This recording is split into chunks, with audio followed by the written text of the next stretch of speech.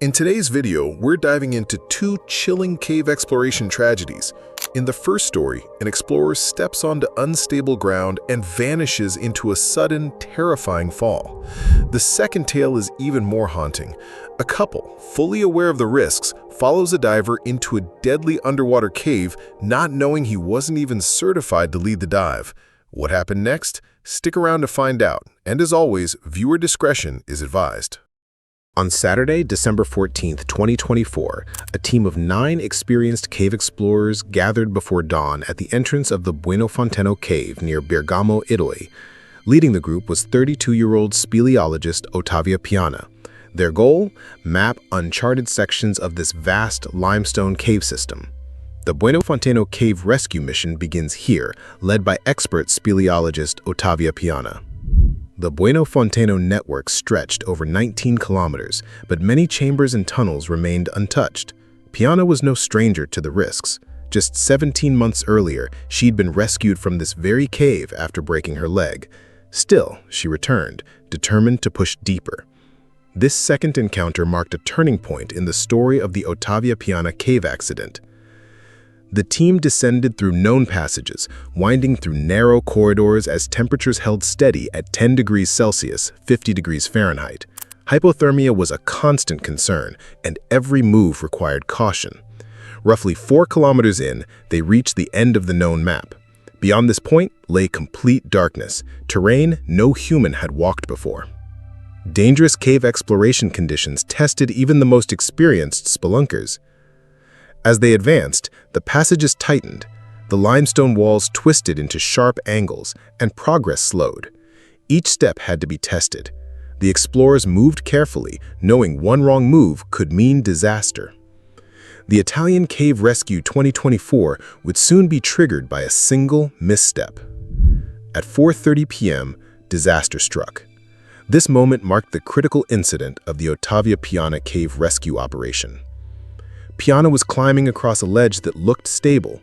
She shifted her weight, and the rock cracked beneath her with a sharp snap. It had been hollowed over centuries by underground water, fragile and ready to break. Her teammates could only watch. Such cave accidents often highlight the hidden geological dangers explorers face. She grabbed at the rock, fingers clawing for a hold, but there was nothing solid. She fell, 5 meters down, spinning through the darkness. The fall ended in a brutal impact against jagged limestone below. This was the moment that triggered one of the most complex rescues in speleology history. The sound of impact echoed through the cave, sharp, sudden, final. Then, silence. Just the sound of dripping water and the eerie stillness that followed. Piana's teammates scrambled to set up anchor. One of them rappelled down, guided only by the dim beam of his headlamp and the moans coming from below. What he found was horrifying. Piana was crumpled against the rock wall. Her left knee was grotesquely bent, swollen and twisted at an unnatural angle. Her face was barely recognizable, swollen from what looked like multiple fractures. She tried to speak, but the words came out slurred and broken. The only phrase they could make out was, "Never again, never again." Rescue teams would soon mobilize for the most dramatic segment of the 2024 cave rescue in Italy. The others stared in shock. The reality was sinking in, fast. They were 4 kilometers deep, beyond any mapped route. The passages back were narrow, steep, and unstable. No phone signal, no working radio, just tons of rock pressing down above and no way to call for help. Panic crept in. Every second mattered. Piana was slipping deeper into shock. Her breathing was ragged, her pulse weakening, but moving her in that condition could be fatal. Speleologist rescue operations face immense logistical and medical hurdles in such remote zones. The team leader had to make a call. One member would attempt a solo escape to the surface, hoping to reach help before it was too late. At 5:45 p.m., he started the climb alone through 4 kilometers of unknown, dangerous terrain. Every squeeze, every crawl, every climb could cost him precious time, or his life. This marked a turning point in the Italian Cave Rescue 2024 timeline. Finally, by 8:20 p.m., he burst out of the cave entrance, exhausted, covered in mud, and gasping for air, but alive, with a message that could save her. The Italian National Alpine and Speleological Rescue Corps, CNSAS, received the emergency call just as darkness settled over the Bergamo hills. The voice on the line, ragged with exhaustion and laced with desperation, described a grim scenario unfolding 4 kilometers beneath the surface. Immediately, the command center sprang into action. Seasoned officers, veterans of countless cave rescue operations across Europe, instantly grasped the life-threatening complexity of the situation. Specialized cave rescue gear was loaded with surgical precision, stretchers designed for subterranean transport, thermal medical supplies capable of operating in prolonged underground missions, and kilometers of rope and communication lines.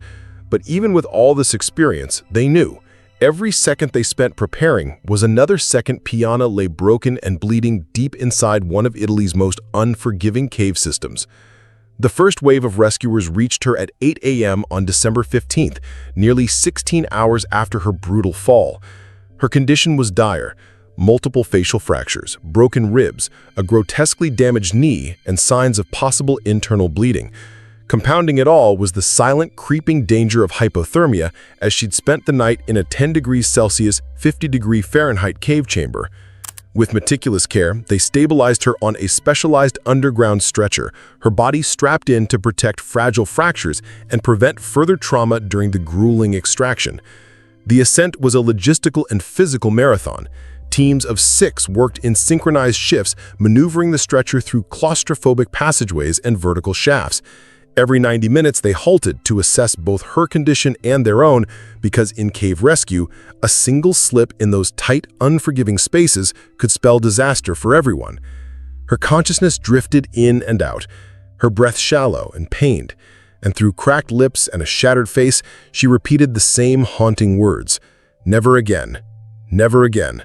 By the third day, December 16th, rescue teams faced their first serious mechanical obstacle, a narrow passage choked with collapsed limestone. The same geological instability that had sent Piana plummeting days earlier was now threatening to trap both her and her rescuers underground. As teams attempted to task, the rock shifted without warning, creating fresh dangers with each hour spent below. The CNSAS Command Center, balancing risk and urgency, made the bold call to deploy small explosive charges to clear the obstruction. These weren't decisions made lightly. Every detonation was precisely calculated to dislodge the blockage without triggering a collapse in the surrounding cavern.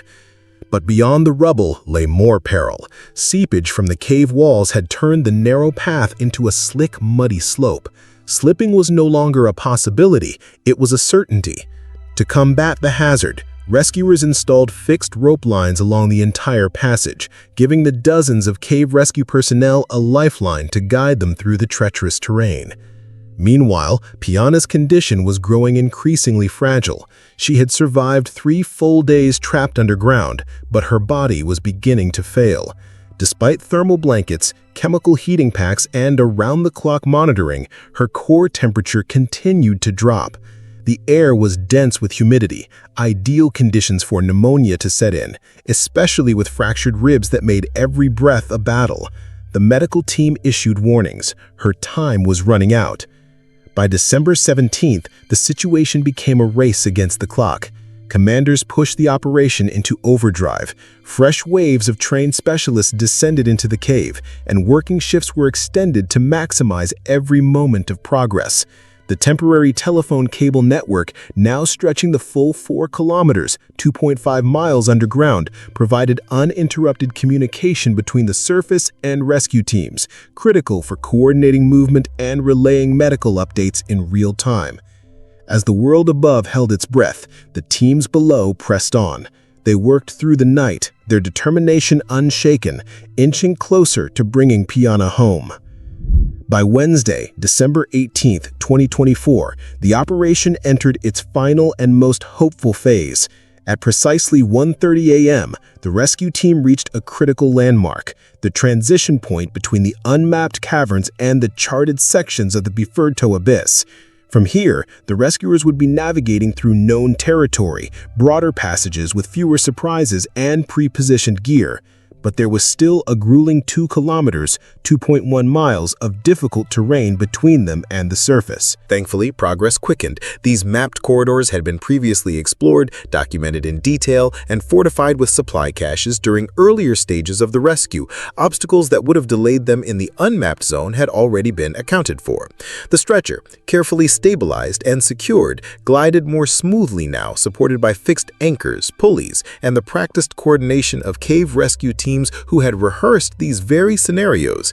And then at 6 a.m., nearly 12 hours ahead of even the most optimistic timeline, a group of exhausted rescuers stepped out of the cave entrance, carrying 23-year-old Giulia Piana back into the world.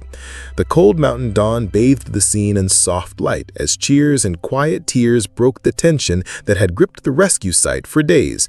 Piana had been underground for 4 days, pulled from a depth of 4 kilometers, 2.5 miles, through both unexplored and treacherous terrain. She had survived what many are now calling one of the most complex cave rescues in recent European history. A total of 159 volunteers, including elite speleologists, medics, and underground rigging specialists, had worked tirelessly through unforgiving conditions to bring her out alive. Immediately after extraction, Piana was airlifted to a regional hospital for full evaluation. Doctors confirmed that the field assessments had been accurate: multiple fractured ribs and severe knee trauma, injuries made infinitely more dangerous by the cold, damp conditions of the cave. Yet, her vitals were stable, and against all odds, she had endured. When she finally began speaking again after treatment, her voice was weak but clear. Her first words, "I'll never go into a cave again." The rescue of Giulia Piana was more than just a fight against time. It was a battle through darkness, distance, and uncertainty. Over 96 relentless hours, 159 expert volunteers charted new paths through the Bueno Fonteno cave system, laying down 4 kilometers of communication cable in terrain that had never seen human footprints. It was a triumph of coordination, courage, and sheer human will. But for Piana, this wasn't just a physical rescue, it was a personal reckoning. Once a passionate explorer of the underground world, she emerged from the depths not just broken in body, but changed in spirit. The Bueno Fonteno system, which had already trapped her once before, had nearly claimed her life a second time. From now on, it would stand not as a symbol of adventure, but a stark reminder of how easily beauty and danger intertwine beneath the surface of the earth. Some caves are never meant to be conquered. It was late afternoon on April 19, 2012, at Cenote Chacmul in Quintana Roo, Mexico. Tourists were packing up, the day winding down, but as others left, 3 people were just getting started, a decision that would turn a dream vacation into disaster. Carlos, 28, had worked as a dive guide at the cenote for 2 years. He knew the layout well, every passage, every chamber. He had done hundreds of dives and stayed within the safe zones where sunlight still reached through the water. But there was one thing his clients never knew. Carlos wasn't certified for cave diving. He had no business leading anyone into the dark, narrow tunnels that stretched far beyond the light. That day, he met a young couple from Brazil, Marina and Eduardo. They were newlyweds on their honeymoon, full of energy and excitement. For months, they had saved up for this trip to Mexico, and cave diving was the highlight. Eduardo, 26, and Marina, 24, were still new to diving, but they were eager. This was supposed to be a once-in-a-lifetime experience.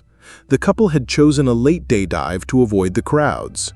They arrived just an hour before closing, excitement radiating as they suited up. While they prepared, Carlos made a dangerous decision, one that would echo through the diving world for years. Earlier that day, he'd noticed something deeper in the cave zone. It wasn't part of the safe cavern area, but the rock formations were extraordinary. He had explored it before, far beyond where sunlight reached, and now he wanted to show it off.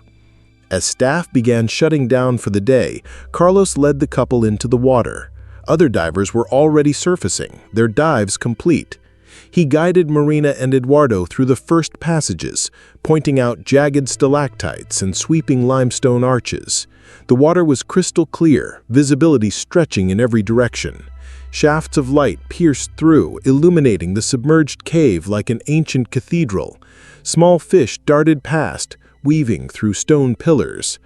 Marina stayed close to Eduardo, her eyes wide with awe behind her mask. This was exactly what they had imagined. But then Carlos began steering them past the boundaries of the cavern zone. The light faded. Shadows grew longer. They followed without hesitation, unaware they were crossing into a zone meant only for trained cave divers, a place that demanded experience, planning, and gear they didn't have. The shift from cavern to cave was subtle. Overhead light grew scarce, the surface openings shrinking until they vanished. They had entered the dark zone, a place only trained cave divers should ever go. Carlos had dive lights, but he underestimated how quickly things could spiral. Around 80 meters from the entrance, an 8-minute swim in perfect conditions, he realized something was wrong. The tunnel ahead split into several passages. He hesitated. He wasn't sure which one led back. The stunning formations that had seemed magical now looked threatening under the narrow beam of his light. Marina was the first to struggle. Cave diving demands a different mindset, calm, controlled, and trained for zero-margin environments. With no visible exit, the pressure began to build. Her breathing sped up, her tank depleting far faster than normal. Eduardo saw her panic and tried to get Carlos's attention, but Carlos was too focused on the maze ahead.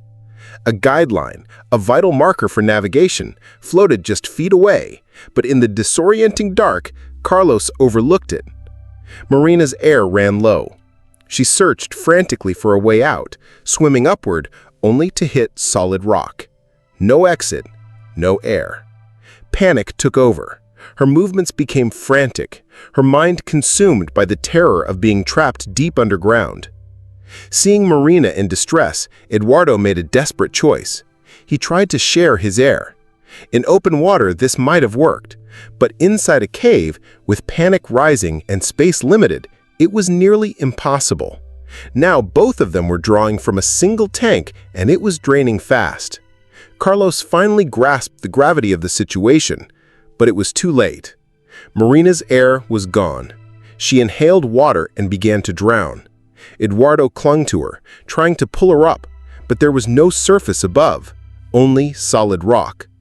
In the attempt to save her, he used up what little air he had left. Carlos watched helplessly as both clients slipped away. He tried to guide them back, but the cavern zone was too far. The darkness, the confusion, the pressure, it overwhelmed everything. Even though Eduardo still had some air in his tank, it wasn't enough. Not for a rescue. Not anymore. Above, the cenote had closed for the day. Staff noticed Carlos and the couple hadn't returned, but hours passed before anyone raised an alarm. It wasn't uncommon for guides to extend a dive or take a scenic route. No one imagined they were already gone. As night fell and there was still no sign of the three divers, concern turned to alarm. Emergency services were finally alerted and a search operation began. Cave rescue teams from across the region were called in. Time was critical. With powerful lights and specialized gear, divers searched the usual cavern routes, then pushed deeper into the cave zone. By 2 a.m. on April 20th, the worst fears were confirmed. All three bodies were found deep in the cave, far beyond the safe limits of a cavern dive. Their positioning told a grim story. All three were facing away from the exit, lost in total darkness. The investigation uncovered what had gone wrong. Carlos, though experienced in the cenote, wasn't certified to guide cave dives. Marina and Eduardo were only trained for cavern diving. None of them should have entered that zone. It was a fatal mix, an uncertified guide, inexperienced divers, and a descent into a place they were never prepared to face. The diving community was shaken. This wasn't just a tragic accident, it exposed a pattern. At Cenote Shack Mul, it was an open secret that some cavern guides regularly crossed into the cave zone. Certified cave divers had warned them before, even chased them out. The drive to impress clients had pushed safety aside. For the families of Marina and Eduardo, the loss was unbearable. The couple had been married just months earlier, with their future ahead of them. What was meant to be a dream honeymoon had become a tragedy, one that would haunt those left behind forever.